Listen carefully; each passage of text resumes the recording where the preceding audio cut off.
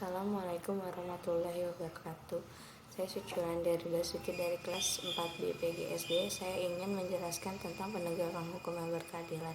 Penegakan hukum yang berkeadilan adalah proses yang dilakukan upaya untuk tegaknya atau berfungsinya norma-norma hukum secara nyata sebagai pedoman perilaku dalam lalu lintas atau hubungan-hubungan hukum yang merupakan salah satu usaha untuk mencapai atau menciptakan tata tertib, keamanan dan ketentraman dalam masyarakat, baik itu merupakan usaha pencegahan maupun pemberantasan atau penindakan setelah terjadi pelanggaran hukum. Penegakan hukum tidak boleh ditawar-tawar karena tugas utama penegak hukum adalah mewujudkan keadilan, namun dalam implementasinya tetap harus dengan cara-cara yang mencerminkan nilai-nilai kemanusiaan. Oleh karena itu, hukum itu sendiri harus berfungsi sebagai sarana memanusiakan manusia, bukan justru dengan cara yang bertentangan dengan nilai-nilai kemanusiaan, yang bahkan merampasan hak asasi manusia.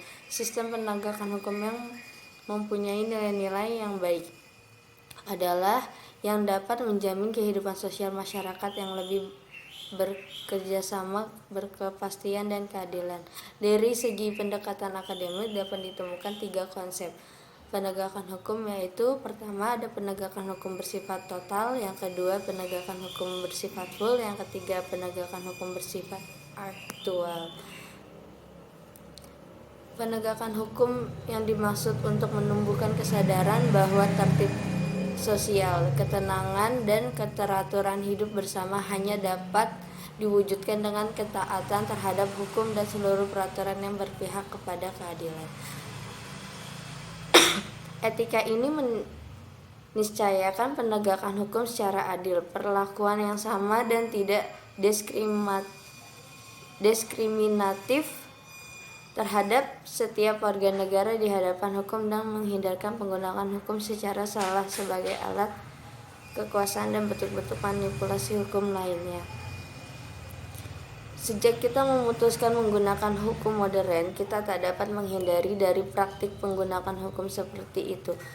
Yang kita dapat lakukan adalah bersikap lebih waspada dalam menegak hukum ini. Oleh karena itu ternyata bahwa hukum itu tidak hanya dapat dipakai sebagai sarana untuk keadilan, tetapi dapat juga untuk tujuan dan kepentingan lainnya. Sekian dari saya, Suciwandari Basuki. Wassalamualaikum warahmatullahi wabarakatuh.